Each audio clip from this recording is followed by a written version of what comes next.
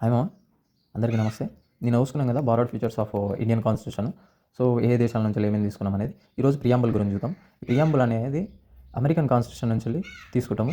ఈ American constitution అనేది oldest constitution వరల్డ్లోనే, ఇది ఒకటి గుర్తుపెట్టుకోండి. సో ఈ ప్రియాంబుల్లో ఏముంటుంది? సో ప్రియాంబుల్ నేచర్ ఏంది? So virgin, socialist, secular, democratic, republic. So ఇవి మెయిన్, ఈ వర్డ్ అనేది గుర్తుంచుకోండి. సో ఆబ్జెక్టివ్ అసలు ఏం చెప్తుంది ఈ preamble? Justice, Liberty, equality, fraternity, unity, integrity. So ఈ వర్డ్స్ ఏదైతున్నాయో ప్రతి కాంపిటీషన్ ఎగ్జామ్స్లో వరుస క్రమంలో అమర్చండి అనేది వస్తుంటుంది. ఇవన్నీ గుర్తుపెట్టుకోండి, ఓకేనా? ఇదొకటి. సో కేసెస్, ఈ ప్రియాంబుల్ గురించి కొన్ని కేసెస్ అయినాయి, అందులో రెండు చూసుకుందాం. బారాబేరి కేసే 1960. Preamble is not a part of Indian constitution అంటుంది ఈ కేసులో.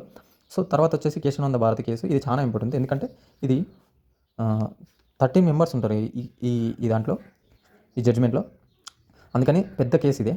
సో సాల్వ్ చేయడంలో preamble is a part of Indian constitution అని అంటుంది. అలాగే ఈ అమెండ్మెంట్ చేయొచ్చు, బట్ వితౌట్ చేంజింగ్ ఆఫ్ బేసికల్ స్ట్రక్చర్ అని అంటుంది. సో ఇట్లా కేశవానంద భారతి. సో ఈ జడ్జిమెంట్ తర్వాత ఇందిరాగాంధీ ప్రభుత్వం ఏం చేస్తా అంటే, ఈ జడ్జిమెంట్ తర్వాత 42వ రాజ్యాంగ సవరణ 1976లో 3 వర్డ్స్ యాడ్ చేస్తుంది. ఇంతకుముందు చెప్పినా కదా మీకు ఈ 3 వర్డ్స్ ఏవి. సో ఇది సోషలిస్ట్, సెక్యులర్, ఇంటిగ్రిటీ. ఈ 3 వర్డ్స్ ఏవైతున్నాయో ఇంతకుముందుకు మన కాన్స్టిట్యూషన్లో లేవు, ఇంతకుముందుకు అనేది ఇవి లేవు. సో తర్వాత కామెంట్స్ గురించి చూస్తుంటే ప్రియాంబుల్ గురించి ఎవరెవరు ఏమన్నారు, అందులో నలుగురు చూసుకుందాం. ఎర్నట్ భాస్కర్ అని ఆయన ఉంటాడు, keynote of Indian constitution అంటాడు ఈయన. కే మున్షి చూసుకుంటే హారోస్కోపిక్ ఆఫ్ ఇండియన్ కాన్స్టిట్యూషన్ అంటాడు. పాల్కీ వాలా వచ్చేసి ID card of Indian constitution. Ambedkar వచ్చి వే ఆఫ్ లైఫ్ అంటాం. అంటే ఒక్కొక్కరు ఒక విధంగా ఈ ప్రియాంబుల్ని వర్ణించారు. సో ఇవి చూసుకోవాలి, మోస్ట్ ఇంపార్టెంట్ అండి ఇవి.